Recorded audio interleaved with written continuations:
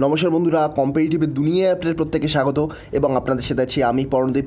আর WBCS prelims 2022-এর আর মাত্র কিন্তু 40 থেকে 45 দিন কি আর একটু বেশি টাইম রয়েছে।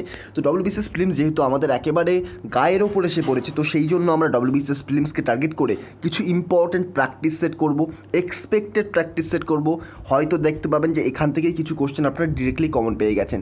তো কিছু ইম্পর্টেন্ট কোশ্চেন নিয়ে আলোচনা করব আজকে থেকে শুরু হচ্ছে।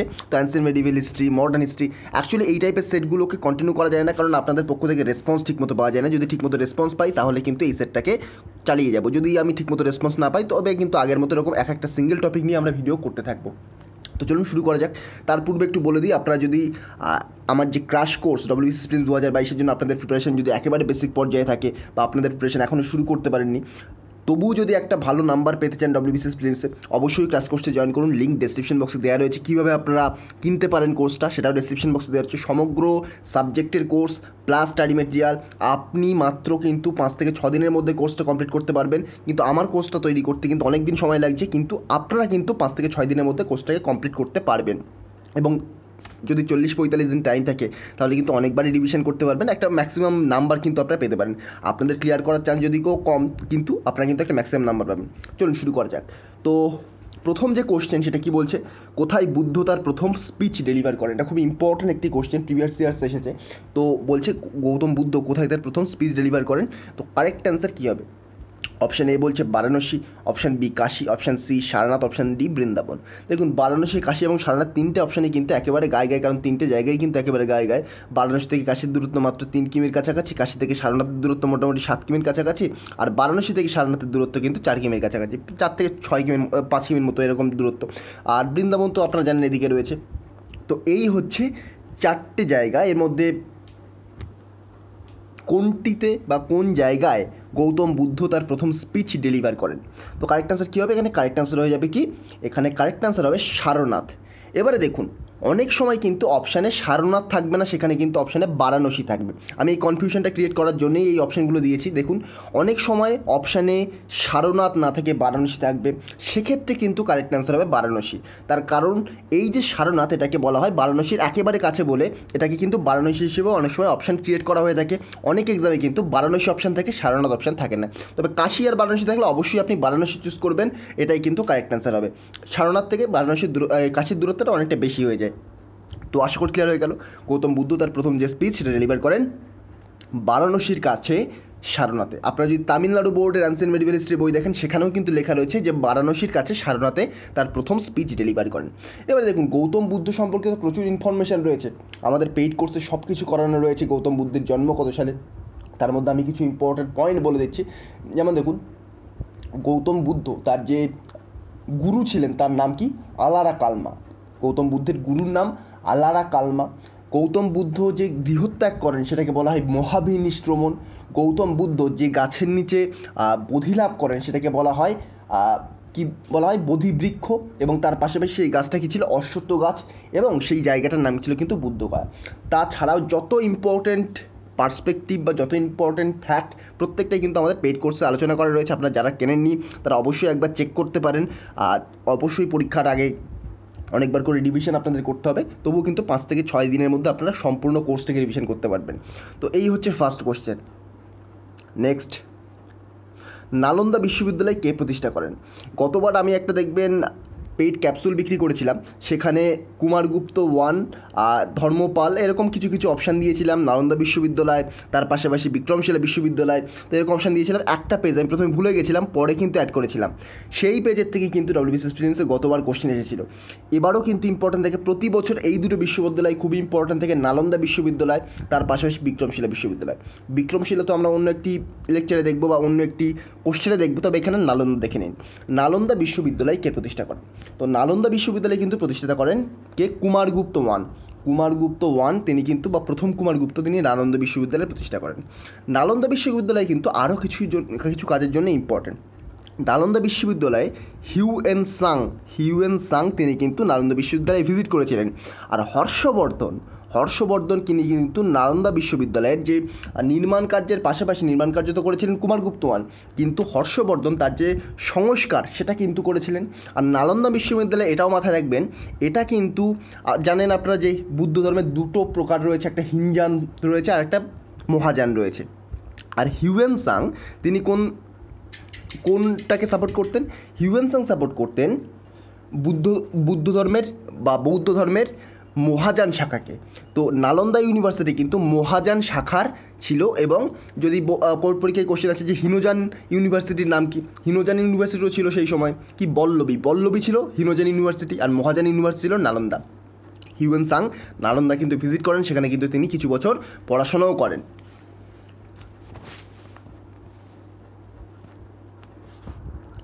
তো এই কিছু ইম্পর্টেন্ট ফ্যাক্ট দেখলেন, এটাও আমাদের পেইড কোর্সে আলোচনা করা রয়েছে।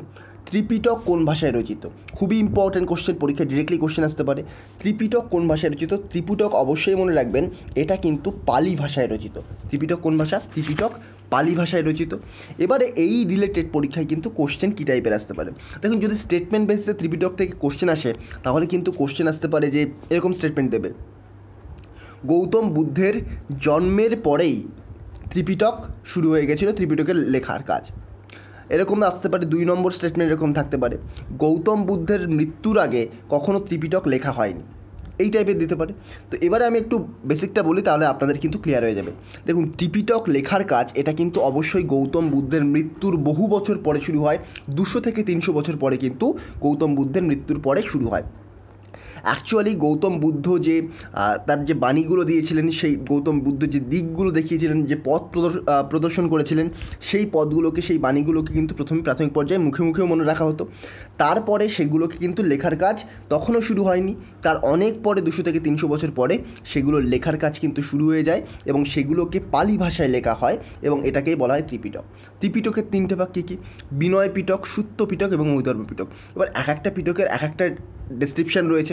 বিনয় পিটকের মধ্যে একটা ডেসক্রাইব করা রয়েছে, সূত্র পিটকের মধ্যে, অভিধর্ম পিটকের মধ্যে। এগুলো এবার দেখুন, আমি যদি এখানে ডিটেলসে ডেসক্রাইব করতে যাই ভিডিওটা প্রচুর লেন্দি হয়ে যাবে। তো এগুলো আমার পেইড কোর্সের মধ্যেও রয়েছে, আমি বলছি না তার মানে যে আপনাকে পেইড কোর্স কিনতে হবে না, যে কোনো বই থেকেও পেয়ে যাবেন। তবে এগুলো প্রিলিমসের জন্য অতটা ইম্পর্টেন্ট নয়, মেন্সের পার্সপেক্টিভ ইম্পর্টেন্ট। তবুও আমরা আমাদের যে কোর্স তার মধ্যে কিন্তু এগুলো করিয়ে দিচ্ছি, যাতে যদি কোনো রকমের কোশ্চেন চলে আসে তাহলে যাতে মিস না যায়। নেক্সট, অশোক কোন প্রদেশের গভর্নর নিযুক্ত ছিলেন? খুবই ইম্পর্টেন্ট কোশ্চেন এবং ট্রিকি কোশ্চেন মনে হতে পারে আপনাদের, এবং যারা পড়েননি তাদের পক্ষে তো খুবই ট্রিকি হবে, আপনারা পারবেনই না অ্যাটেম্প করতে যারা একবার পড়েননি। তো অশোক কোন প্রদেশের গভর্নর নিযুক্ত ছিলেন? তো দেখুন, অশোক কোন বংশের আগে একটু রিকল করে নিন। দেখুন, অনেক রকম বংশ ছিল অ্যানসেন্ট যুগে। তো সেই সময় একটা বংশ ছিল কি? মৌর্য বংশ। মৌর্য বংশের প্রথম রাজা কি? চন্দ্রগুপ্ত মৌর্য। তারপরে কি? তারপরে আসলো বিন্দুসার, তারপরে আসলো অশোক। তাহলে অশোক মৌর্য বংশের কিন্তু রাজা ছিলেন। তো মৌর্য বংশের রাজা ছিলেন যখন বিন্দুসার রাজত্ব করছিলেন, তখন কিন্তু অশোক একটা প্রদেশের গভর্নর হিসেবে নিযুক্ত ছিলেন এবং সেই প্রদেশে যখন বিভিন্ন রকমভাবে বিশৃঙ্খলা দেখা যায়, অশোক কিন্তু সেটাকে সামাল দিয়েছিলেন। সেই বিশৃঙ্খলার নাম কি? ট্যাক্সিলা বা তক্ষশিলা, তখনকার নাম বলা হয়, বাংলায় উচ্চারণ করলে তক্ষশিলা। বিন্দুসারের সময় তক্ষশিলা একটা যে বিদ্রোহ হয় সেটাকে কিন্তু অশোক দমন করেছিলেন। আর অশোক সেই সময় কিন্তু উজ্জয়িনের গভর্নর ছিলেন। মাথায় রাখবেন, পরীক্ষার জন্য ইম্পর্টেন্ট। অশোক কোন বংশের? মৌর্য বংশের। চন্দ্রগুপ্ত মৌর্য, বিন্দুসার, অশোক। অশোক 3 নম্বর রাজা।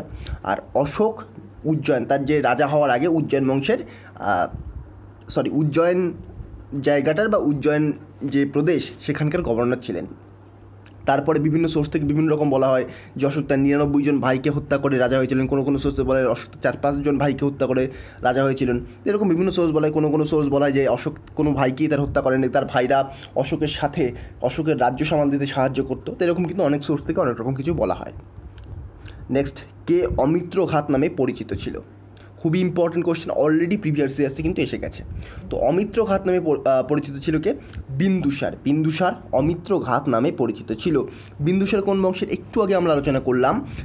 মৌর্য বংশে প্রধান 3টে রাজা কি? চন্দ্রগুপ্ত মৌর্য, তারপরে আসছে বিন্দুসার, তারপরে আসছে অশোক। তার মধ্যে বিন্দুসার কিন্তু অমিত্র ঘাত নামে পরিচিত ছিল। আর অমিত্র ঘাতের কথার অর্থ কি? স্লেয়ার অফ এনিমি বা শত্রু ধ্বংসকারী। মাথায় রাখবেন, পরীক্ষার জন্য ইম্পর্ট্যান্ট। নেক্সট, রক কাট টেম্পল কে প্রথম শুরু করেন? তো রক কাট টেম্পল এটাও খুব ইম্পর্টেন্ট কোশ্চেন, তবে WBCS প্রিলিমসের থেকে মেন্স আসার চান্স বেশি, তবু আমি এটা অ্যাড করে দিয়েছি যদি কোনো কারণে এসে যায়। তো রক কাট টেম্পল কে প্রথম শুরু করেন? কারেক্ট অ্যান্সার কী হবে? কারেক্ট অ্যান্সার কিন্তু হবে মহেন্দ্র বর্মন ওয়ান। মহেন্দ্র বর্মন ওয়ান তিনি কিন্তু রক কাট বা পাথর কেটে কিন্তু যে টেম্পল তৈরি করা, আপনারা নাম শুনেছেন রক কাট আর্কিটেকচার, এরকম নাম শুনেছেন, আর্ট অ্যান্ড কালচারের মধ্যে এগুলো ইনক্লুডেড রয়েছে। তো রক কাট টেম্পল প্রথম শুরু করেন কে? মহেন্দ্র বর্মন ওয়ান, ইম্পর্টেন্ট বা প্রথম মহেন্দ্র বর্মন। আচ্ছা, আপনাদের কাছে কমেন্টে একটা কোশ্চেন থাকলো যে এই যে রক কাট টেম্পল মহেন্দ্র বর্মন শুরু করেছেন, এই রক কাট টেম্পল যে শুরু করেছেন এই মহেন্দ্র বর্মন ওয়ান কোন বংশের রাজা ছিলেন? এটা আপনারা আমাকে কমেন্ট বক্সে জানাবেন। নেক্সট, রাষ্ট্রকূট বংশের প্রতিষ্ঠাতা কে ছিলেন? অলরেডি প্রিভিয়াস ইয়ার্সে এসে গেছে। কারেক্ট অ্যান্সার কী হবে? এখানে অপশান দিচ্ছি কি দন্তি দুর্গ, কৃষ্ণ ওয়ান, অমোঘ বর্ষ, কীর্তিবর্মন। প্রত্যেকেই কিন্তু একই বংশের রাজা ছিলেন, কিন্তু এই বংশের বা রাষ্ট্রকূট বংশের প্রতিষ্ঠাতা কে ছিলেন? কারেক্ট অ্যান্সার হবে কি? কারেক্ট অ্যান্সার হবে দন্তি দুর্গ। দন্তি দুর্গ ছিলেন রাষ্ট্রকূট বংশের প্রতিষ্ঠাতা। নেক্সট, উলুগ খান কার নাম ছিল? উলুগ খান কার নাম ছিল? খুবই ইজি কোশ্চেন, কিন্তু একটু ট্রিকি, যারা ভালো করে ডেপথে গিয়ে পড়েছেন তারা কিন্তু পারবেন। তো কারেক্ট অ্যান্সার কী হবে? কারেক্ট অ্যান্সার হবে গিয়াসউদ্দিন বলবন। গিয়াসউদ্দিন বলবনের নাম কী ছিল? উলুগ খান।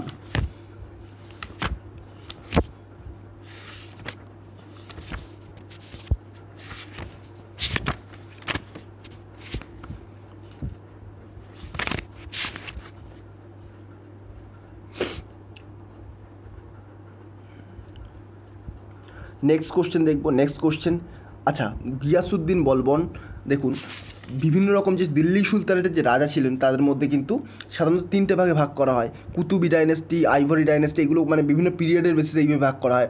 তার মধ্যে রয়েছে কুতুবুদ্দিন আইবক রয়েছে, ইলতুৎমিশ রয়েছে, তারপরে রাজিয়া রয়েছে, তারপর বলবনের এরা। বলবনের এরা যেটা 1240 থেকে 1287 মধ্যে কিন্তু শেষ হচ্ছে। তো এই হচ্ছে গিয়াসউদ্দিন বলবন। ডিটেলসে আমাদের পেইড কোর্সে আলোচনা হচ্ছে, এখানে ডিটেলসে পসিবল নয়, কারণ এগুলো যদি ধরে ধরে আলোচনা করার প্রচুর টাইম লেগে যায়। নেক্সট, দাগ এবং হুলিয়া প্রথা কে ইন্ট্রোডিউস করেন? তো কারেক্ট অ্যান্সার হবে আলাউদ্দিন খলজি। আলাউদ্দিন খলজি দাগ প্রথা এবং হুলিয়া প্রথা এগুলো কিন্তু ইন্ট্রোডিউস করেন। তো দাগ প্রথা এবং হুলিয়া প্রথা কি?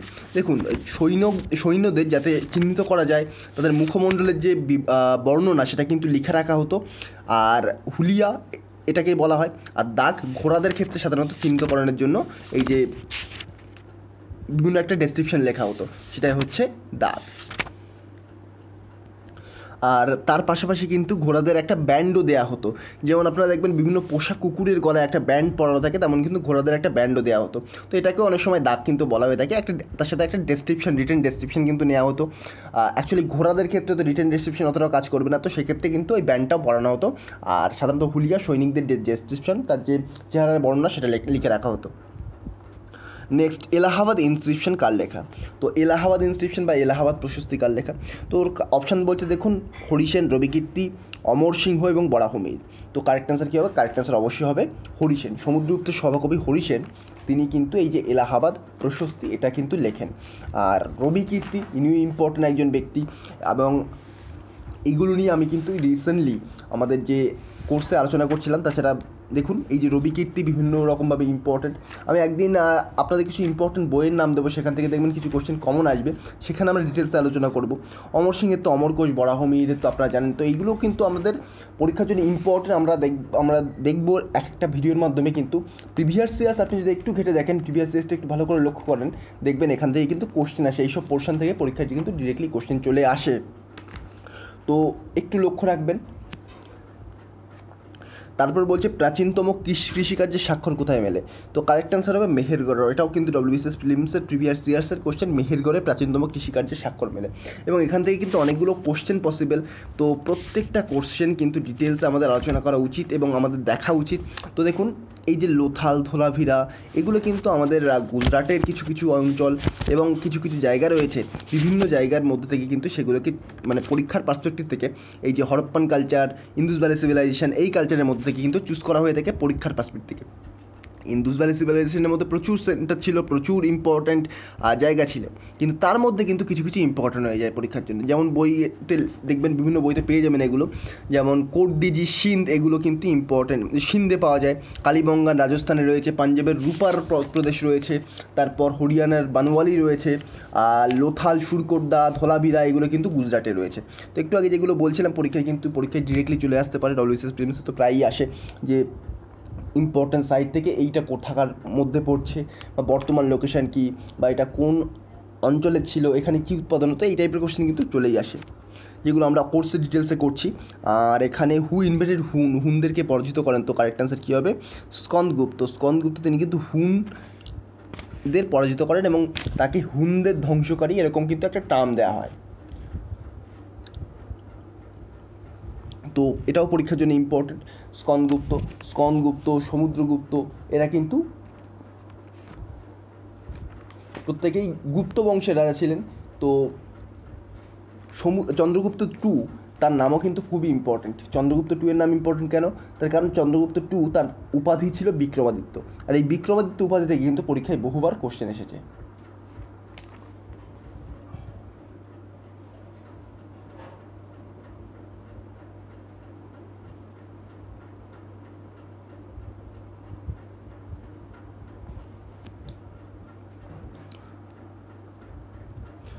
নেক্সট রয়েছে মনসব কথার অর্থ কী? অপশান বলছে জমি, পদ, পদমর্যাদা, জমির মালিকানা।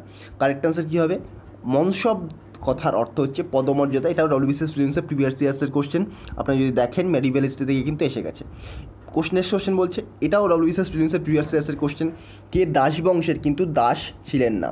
তো এর মধ্যে কিন্তু কারেক্ট অ্যান্সার হবে রাজিয়া সুলতানা। তিনি কিন্তু দাস বংশের ছিলেন অবশ্যই, কিন্তু দাস ছিলেন না, এটাও কিন্তু মাথায় রাখতে হবে। এগুলো একটু ট্রিকি কোশ্চেন, কিন্তু ইজি কোশ্চেন। যারা একটু ডেপথে গিয়ে পড়বে তারা কিন্তু অনায়াসে কোশ্চেনটা অ্যাটেম্প করতে পারবে। এটা একটু ডিটেলসে পড়লে আপনারা কিন্তু অবশ্যই পারবেন। কে নিজের আত্মজীবনী লিখেছিলেন? বাবর। আপনারা জানেন বাবর তার নিজের আত্মজীবনী লিখেছিলেন। শাহজাহান, আকবর, আওরঙ্গজেব, এদের মধ্যে কিন্তু কেউই না। তো এগুলো কিন্তু আমাদের কিছু ইম্পর্টেন্ট কোশ্চেন। আমি একটা জাস্ট একটা এক্সপেরিমেন্টাল ভিডিও করে দেখলাম, যদি আমি ঠিকমতো রেসপন্স পাই, এগুলোকে একটু ডিটেলসে নিয়ে গিয়ে আপনাদের আরও বেশি বেশি কোশ্চেন কিন্তু আলোচনা করব, চেষ্টা করব রেগুলার একটি করে সেট দেওয়ার আপনাদের সাথে। তো দেখা যাক, আপনাদের রেসপন্স যদি পাই অবশ্যই কিন্তু আমি চেষ্টা করব যে এই সেটগুলো করিয়ে দেওয়ার, কিছু অন্তত করিয়ে দেওয়ার, অন্তত আপনাদের একটা বেসিক ধারণা তৈরি হয়ে যাবে কী টাইপের কোশ্চেন আসতে পারে। এই ছিল আজকের ভিডিও। নেক্সট ভিডিওতে আপনার সাথে আবার দেখা হবে। Thank you.